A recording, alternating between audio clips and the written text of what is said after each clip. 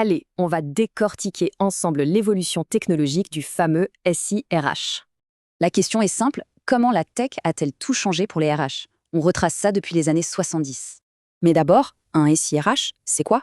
En gros, des logiciels pour gérer l'administration et les opérations RH.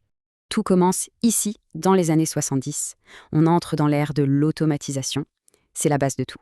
La toute première étape, ça a été d'automatiser la paye, une tâche vraiment complexe et qui prenait un temps fou. À l'époque, les données étaient traitées par l'eau, pas en direct. Le temps réel, on n'y était pas encore.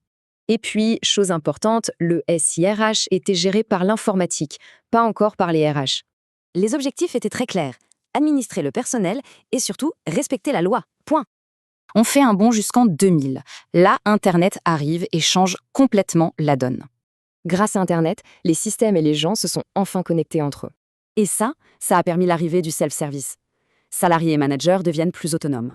Du coup, on ne parle plus seulement d'administration, mais bien de gestion des talents. Et c'est là que tout bascule, la fonction RH prend enfin les commandes de son outil. On arrive dans les années 2010 et le SIRH devient un outil stratégique et super connecté. Les solutions SaaS, dans le cloud, amènent beaucoup plus de flexibilité et de simplicité. Les systèmes peuvent maintenant analyser le big data pour faire des prévisions. C'est énorme. Le SIRH n'est plus un outil à part, il soutient directement la stratégie globale de l'entreprise.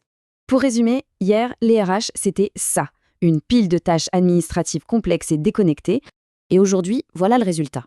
Une solution unique qui simplifie tout le parcours RH. Son rôle est devenu vital, gérer les talents, les coûts, la conformité et répondre aux besoins métiers. Dès la simple automatisation aux partenaires stratégiques, le chemin parcouru est fou. Alors la question c'est, et demain?